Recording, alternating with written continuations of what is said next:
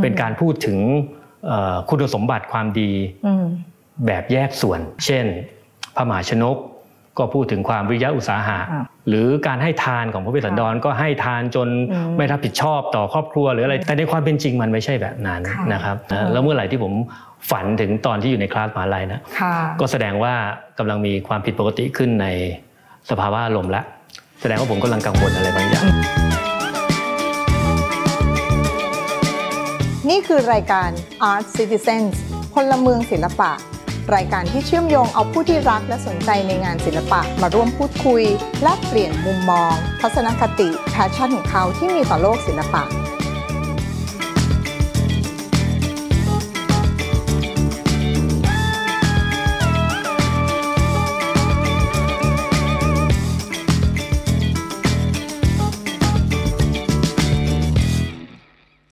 ก่อนอื่นเลยค่ะจิ๊บอยากจะขอย้อนกลับไปเริ่มที่ตรงจุดเริ่มต้นว่าคุณนาทีเนี่ยเข้ามาเป็นศิลปินได้ยังไงนะคะคืออันนั้นก็จะเป็นในช่วงราวปี 1994 นะครับก็ผมจริงๆผมจบในช่วง 1992 นะครับจากคณะจิตรกรรมแต่จบในสาขาภาควิชาภาพพิมพ์นะครับแล้วก็พอจบมาก็เริ่มต้นที่จะทำงานศิลปะเลยนะแต่ว่าเนื่องจากเราจบภาพพิมพ์มาแล้วก็กระบวนการในการทำงานภาพพิมพ์เนี่ยมันต้องใช้อุปกรณ์อาจจะต้องใช้ห้องทำงานอะไรซึ่งจะต้องมีความพร้อมในระดับหนึ่งหลังจากทำงานจิตรกรรมมาเรื่อยๆก็เลยทำเกี่ยวกับจิตรกรรมมาจนถึงปัจจุบันเนี่ยครับค่ะแล้วตอนนั้นถ้านึกไปถึงงานจิตรกรรมชุดแรกๆที่ทำอะค่ะตอนนั้นเป็นด้วยคอนเซ็ปต์หรือว่ามีแนวความคิดยังไงบ้างคือสมัยนั้นก็มันหนีไม่พ้นที่จะเป็นการเรียกว่ายังไงดีtransfer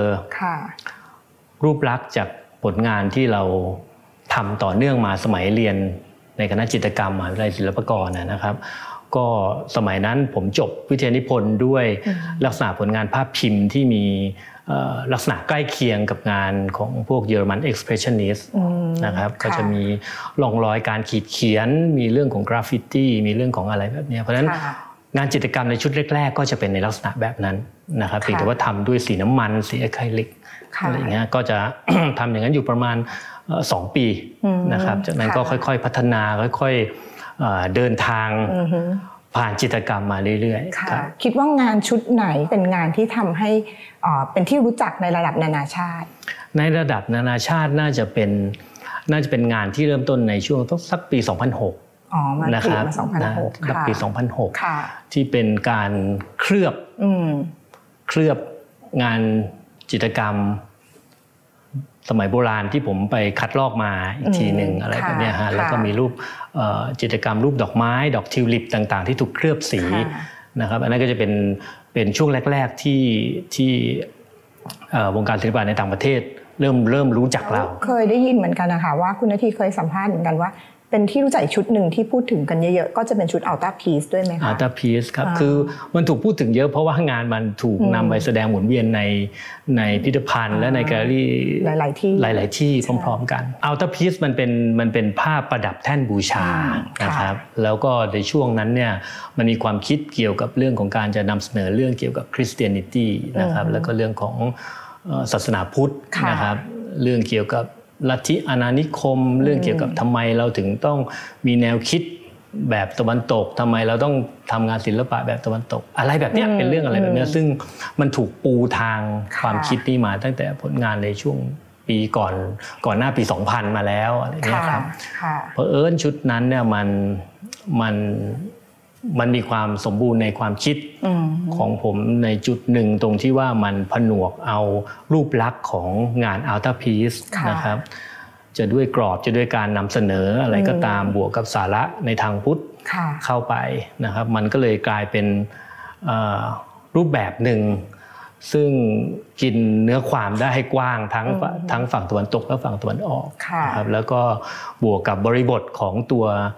ผลงานเองที่ถูกนำไปแสดงในที่ต่างๆซึ่งเรามีการเลือกว่าผลงานมันควรจะนำเสนอณที่ไหนอย่างไรนะครับอย่างเช่น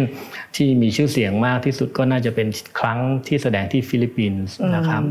ที่อายาลามิวเซียมเพราะว่าฟิลิปปินส์เองเป็นประเทศที่เป็นคริสเตียน เป็นคาทอลิกที่เคร่งครัดอะไรเงี้ยในขณะที่ตัวเองก็ยังอยู่ในภูมิภาคของเซาท์อีสต์เอเชียนะครับมีบริบทของประวัติศาสตร์เกี่ยวกับการล่าอาณานิคมมาเช่นเดียวกันอะไรแบบนี้นะครับเพราะฉะนั้นตัวบริบทตัวคอนเท็กซ์ของผลงานอาร์ตพีซกับตัวเนื้อหามันจึงไปด้วยกันได้มันทำงานด้วยกันมันจึงทำให้ผลงานชุดนั้นเป็นถูกพูดถึงนะครับแล้วพอคุณณทีได้เอ่ยถึงว่าต้องไปจัดตามสถานที่ต่างๆหลายๆพื้นที่เนี่ยค่ะอันไหนที่รู้สึกว่าที่เคยทำมารู้สึกว่ามันท้าทายหรือว่ายากที่สุดเนี่ยค่ะก็จากจริงทุกที่เนี่ยมันมีโจทย์ที่น่าสนใจที่แตกต่างกันนะครับยกเว้นการจัดแสดงในแกลเลอรี่นะครับในแกลเลอรี่กับในพิพิธภัณฑ์มันมีความแตกต่างกันแต่สำหรับผมเนี่ยอันที่ท้าทายมากที่สุดเนี่ยก็น่าจะเป็นอันที่ในปี 2019 นะครับที่เป็นต้นทางของงานในชุดปัจจุบันที่ทำกันอยู่เนี่ยนะครับที่เนเปิลส์นะครับเพราะว่าอย่างที่พูดให้ฟังหลายครั้งว่ามันเป็นวิหารโบราณแล้วก็เราไม่ได้เตรียมตัวไปว่าเราจะทำอะไรที่นั่นยังไงอย่างสมบูรณ์นะครับพอไปถึงก็ต้องมีการปรับแผนการมีอะไรอย่างเงี้ยแล้วมันก็ทำให้รูปแบบความคิดมันถูกฟอร์มขึ้นที่นั่นแล้วก็ถูกพัฒนามาตลอด 2-3 ปีที่ผ่านมาครับมันจึงเป็นสิ่งที่ค่อนข้างท้าทายมากเพราะว่าโดยเบสของการทำงานของผมเนี่ยมันเป็นการทำงานในสตูดิโอนะครับพอมันเคลื่อนตัวจากการทำงานในสตูดิโอไปสู่การทำงานที่มีโจทย์ของสถานที่เป็นหลักเนี่ยการทำงานมันจึงต้องปรับเปลี่ยนมันก็สนุกดีจากที่ตอนนี้เรานั่งอยู่ที่นี่นะคะก็จะเป็นผลงานล่าสุดจากนิทรรศการนะคะทศชาติอีเคเลกติกนะคะก็เลยอยากให้คุณณทีช่วยเล่าถึงแนวคอนเซปต์ของงานชุดนี้หน่อยค่ะครับคือจริงๆผลงานชุดนี้มันเป็นส่วนหนึ่งในผลงานชุดเดจาวูนะครับที่เคยแสดงที่หอศิลป์มหาวิทยาลัยศิลปากรนะครับในช่วงมีนาคมที่ผ่านมานะคือผลงานในชุดเดจาวูเนี่ยมันทำขึ้นในระหว่างปี 2018 ถึง 2021 นะครับในชุดนี้ก็จะมีผลงานหลากหลายรูปแบบนะครับมีทั้งจิตรกรรมมีประติมากรรมมีผลงานกระจกสีมีผลงานภาพปักมีภาพพิมพ์มีประติมากรรมมีทุกอย่างซึ่งภาพพิมพ์เนี่ยก็เป็นส่วนหนึ่งในนั้นผลงานชุดนี้ก็เป็นส่วนหนึ่งในนั้นเพียงแต่ว่ามันไม่ได้ถูกนำมาแสดงพร้อมกับเทศกาลเดจาวูที่มหาวิทยาลัยศิลปากรในช่วงนั้นนะครับเทศกาลครั้งนี้ก็เป็นการดึงเอาผลงาน10 ชิ้นที่มีเนื้อหาเรื่องราวเกี่ยวกับทศชาตินะครับทศชาติชาดกที่พูดถึงบารมีทั้ง10ของพระพุทธเจ้าก่อนที่ท่านจะตรัสรู้เป็นพุทธเจ้าในชาติต่อไปนะครับก็ทศชาติชาดกเนี่ยมันเป็นเรื่องราวที่จริงๆแล้วชาวพุทธหรือคนไทยเนี่ยจะคุ้นเคยกันนะครับแต่ว่าที่จะรู้จักกันมากๆหน่อยเนี่ยก็จะมีพระเวสสันดรแล้วก็พระมหาชนกนะครับจากบทพระราชนิพนธ์นะครับบุญบารมีเนี่ยมันแปลว่าคุณงามความดีนะครับบารมีเนี่ยมันหมายถึงคุณงามความดีเพราะฉะนั้นบารมีทั้ง10ที่ปรากฏอยู่ในทศชาติในแต่ละชาติเนี่ยมันก็จะมีความแตกต่างกันเช่นเป็นเรื่องของความอดทนเป็นเรื่องของความอดกลั้นเป็นเรื่องของศีลเป็นเรื่องของสัจจะ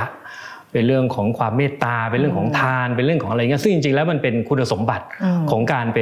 ป็นคนที่ดีนั่นเองนะครับ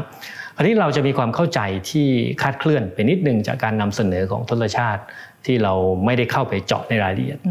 เรามักจะมองว่าทศชาติในแต่ละชาติเนี่ยเป็นการพูดถึงคุณสมบัติความดีแบบแยกส่วนแบบเดียวๆเช่นพระมหาชนกก็พูดถึงความวิริยะอุตสาหะความเพียรแบบไม่ลืมหูลืมตาเลยเพียรอย่างเดียวหรือการให้ทานของพระเวสสันดรก็ให้ทานจนไม่รับผิดชอบต่อครอบครัวหรืออะไรที่มีการพูดถึงอะไรแบบนั้นแต่ในความเป็นจริงมันไม่ใช่แบบนั้นนะครับการสั่งสมบารมีในเชิงพุทธศาสนาเนี่ยโดยเฉพาะพุทธเจ้าท่านสั่งสมบารมีมาเป็นหมื่นเป็นแสนกับนะครับแล้วการสั่งสมบารมีของคนเราเนี่ยมันก็สั่งสมบารมีมาพร้อมๆกันในหลายๆด้านเช่นทั้งเรื่องของขันติเรื่องของศีลเรื่องของความเมตตาเรื่องของทานมันมาพร้อมๆกันเพียงแต่ว่าการนำเสนอในวรรณกรรมทศชาติเนี่ยเขาเลือกที่จะแสดงให้เห็นว่าบารมีต่างๆเนี่ยมันถูกนำเสนอผ่านสถานการณ์ในชาติต่างๆของพระพุทธองค์เนี่ย อย่างไรเพื่อให้เกิดให้เห็นถึงความแตกต่างว่าอานิสงส์และบารมีของการอดทนอดกลั้นในแบบพระภูริทัศน์เนี่ยมันเป็นยังไงอะไรแบบนี้นะครับไม่ได้หมายความว่ามันจะมีความสุดโต่งซะจนไม่สนใจเหตุผลอะไรด้วยแนวความคิดแบบนี้แล้วก็มีการที่ผมคิดจะนำเสนอช่วงชีวิตของพระเจ้าก่อนที่มันจะมาเป็นนิทรรศการเดจาวูนั้นก็เลยคิดว่าเราจะตีความทศชาตินี้สมัยในไอเดียแบบเราที่มีการผสมผสานโลกแนวคิดตะวันตกอะไรก็ตามเพราะฉะนั้นเนี่ยอย่างผลงานที่ผมพูดถึงพระมหาชนก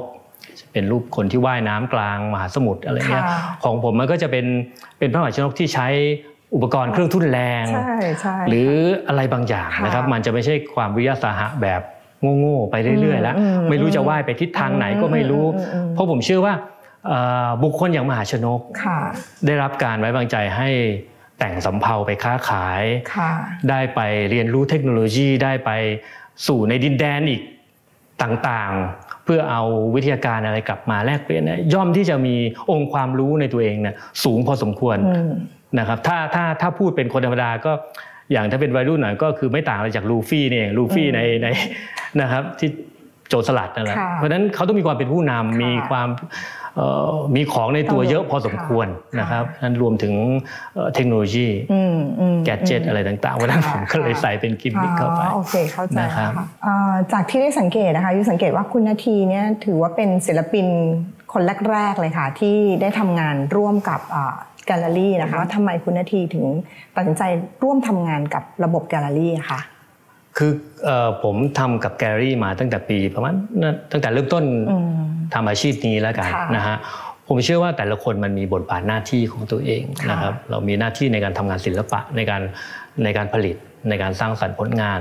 แล้วมันก็จะมีกลุ่มคนที่ทำหน้าที่ในการดำเนินธุรกิจเกี่ยวกับมันในการนำเสนอมันแล้วมันก็มีบุคคลอีกหลายๆกลุ่มที่มีบทบาทหน้าที่ของตนในองค์คาพยพทั้งหมดของศิลปะนี้รวมถึงทั้งการประมูลทั้งพิพิธภัณฑ์ทั้งอะไรต่างๆแต่ละคนมีบทบาทหน้าที่ของตัวเองมันจะเกิดความสับสนตรงที่ว่าอย่างน้อยเราอาจจะไม่สามารถทำให้บทบาทหน้าที่ดั้งเดิมของเราเนี่ย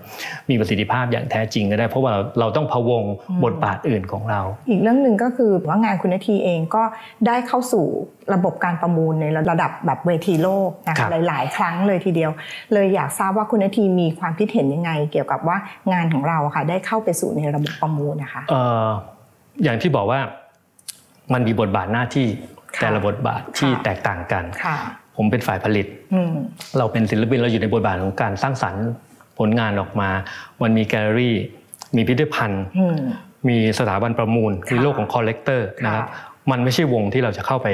โคจรเข้าไปยุ่งด้วยแต่ว่าเราก็ปฏิเสธมันไม่ได้เพราะมันเป็นหนึ่งในกลไกที่ใช้ขับเคลื่อนอาร์ตอินดัสทรีทั้งหมดเราอาจจะถึงเวลาที่ต้องมาพูดกันอย่างแสดงข้อเท็จจริงกันนะครับซึ่งเป็นเรื่องที่พูดไม่ได้เมื่อ10 ปีที่แล้วหรือ20 ปีที่แล้วว่าเงินทุนเป็นสิ่งที่สำคัญมากสำหรับอุตสาหกรรมทุกชนิดโดยเฉพาะศิลปะนะครับเพราะนั้นพิพิธภัณฑ์เองก็ตามถ้าไม่มีทุนก็ทำอะไรไม่ได้นะครับแกลเลอรี่ก็เหมือนกันศิลปินเองก็เหมือนกันมันทำอะไรไม่ได้เพราะเราอยู่ในระบบทุนนิยมนะครับแต่ทุนไม่ใช่เรื่องชั่วร้ายนะครับเพียงแต่ว่าถ้าเราเข้าใจมันว่าทุกอย่างในโลกนี้มันถูกขับเคลื่อนด้วยทุนเป็นหลักนะครับดังนั้นมันจึงปฏิเสธไม่ได้เพราะเราเป็นส่วนหนึ่งของโลกนะฮะคราวนี้พอมันมีบทบาทหน้าที่แตกต่างกันเราก็ต้องเคารพมันในแต่ละบทบาทนะครับไม่สามารถไปบอกได้ประมูลไม่ดีสิ่งที่ดีคือพิพิธภัณฑ์เท่านั้นเพราะว่าเป็น non profit แต่เป็นคนที่ขายงาน